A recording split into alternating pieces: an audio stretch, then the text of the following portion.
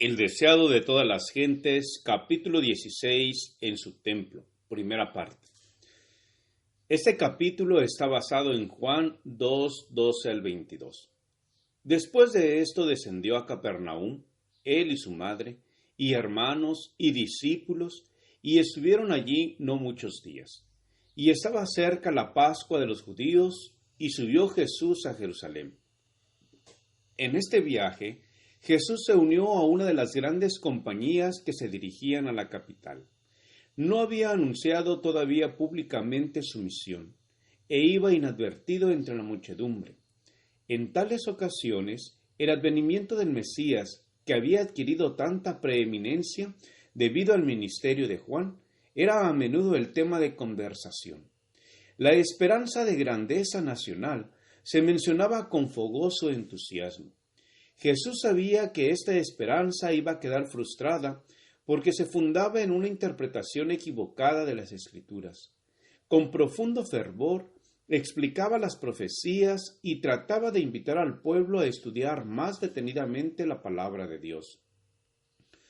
Los dirigentes judíos habían enseñado al pueblo que en Jerusalén se les indicaba cómo adorar a Dios. Allí, durante la semana de Pascua, se congregaban grandes muchedumbres que venían de todas partes de Palestina y aún de países lejanos. Los atrios del templo se llenaban de una multitud promiscua. Muchos no podían traer consigo los sacrificios que habían de ser ofrecidos en representación del gran sacrificio. Para comodidad de los tales, se compraban y vendían animales en el atrio exterior del templo. Allí se congregaban todas las clases del pueblo para comprar sus ofrendas. Allí se cambiaba el dinero extranjero por la moneda del santuario. Se requería que cada judío pagase anualmente medio siclo como el rescate de una persona, y el dinero así recolectado se usaba para el sostén del templo. Además de eso, se traían grandes sumas como ofrendas voluntarias que eran depositadas en el tesoro del templo, y era necesario que toda moneda extranjera fuese cambiada por otra que se llamaba el siclo del templo, que era aceptado para el servicio del santuario. El cambio de dinero daba oportunidad al fraude y la extorsión, y se había transformado en un vergonzoso tráfico que era fuente de renta para los sacerdotes. Los negociantes pedían precios exorbitantes por los animales que vendían, y compartían sus ganancias con los sacerdotes y gobernantes, quienes se enriquecían así a expensas del pueblo. Se había enseñado a los adoradores a creer que si no ofrecían sacrificios, la bendición de Dios no descansaría sobre sus hijos o sus tierras. Así se podía obtener un precio elevado por los animales, porque después de haber venido de tan lejos, la gente no quería volver a sus hogares sin cumplir el acto de devoción para el cual habían venido. En ocasión de la Pascua, se ofrecía gran número de sacrificios, y las ventas realizadas en el templo eran muy cuantiosas. La confusión consiguiente daba la impresión de una ruidosa feria de ganado, más bien que del sagrado templo de Dios. Podían oírse voces agudas que regateaban, el mugido del ganado vacuno, los balidos de las ovejas, el arrullo de las palomas, mezclado con el ruido de las monedas y de disputas airadas. La confusión era tanta que perturbaba a los adoradores, y las palabras dirigidas al Altísimo quedaban ahogadas por el tumulto que invadía el templo. Los judíos eran excesivamente orgullosos de su piedad. Se regocijaban de su templo y consideraban como blasfemia cualquier palabra pronunciada contra él. Eran muy rigurosos en el cumplimiento de las ceremonias relacionadas con él. Pero el amor al dinero había prevalecido sobre sus escrúpulos.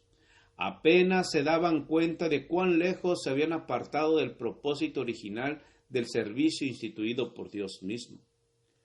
Cuando el Señor descendió sobre el monte Sinaí, ese lugar quedó consagrado por su presencia. Moisés recibió la orden de poner límites alrededor del monte y santificarlo. Y se oyó la voz del Señor pronunciar esta amonestación: guardaos, No subáis al monte, ni toquéis a su término. Cualquiera que tocare el monte, de seguro morirá. No le tocará mano, mas será apedreado o aseateado. Sea animal, sea hombre, no vivirá. Así fue enseñada la lección de que dondequiera que Dios manifieste su presencia, ese lugar es santo. Las dependencias del templo de Dios deberían haberse considerado sagradas, pero en la lucha para obtener ganancias, todo esto se perdió de vista.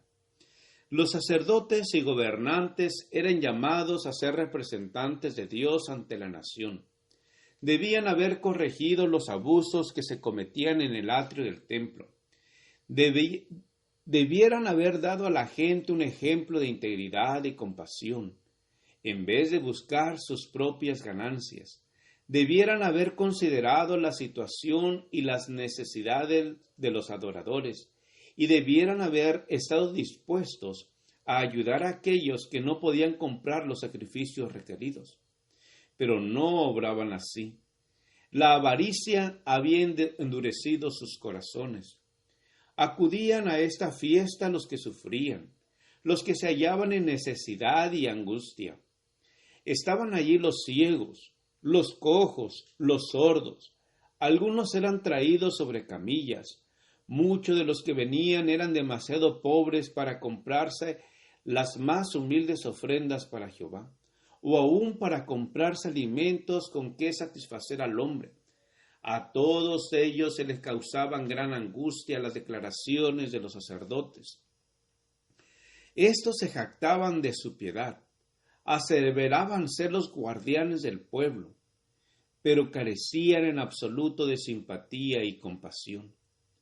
En vano los pobres, los enfermos, los moribundos pedían su favor.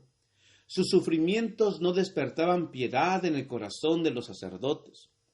Al entrar Jesús en el templo, su mirada abarcó toda la escena.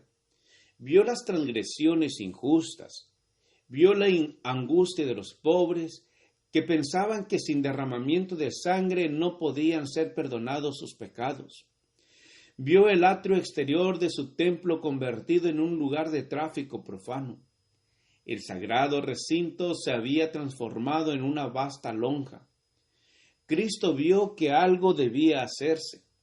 Habían sido impuestas numerosas ceremonias al pueblo, sin la debida instrucción acerca de su significado.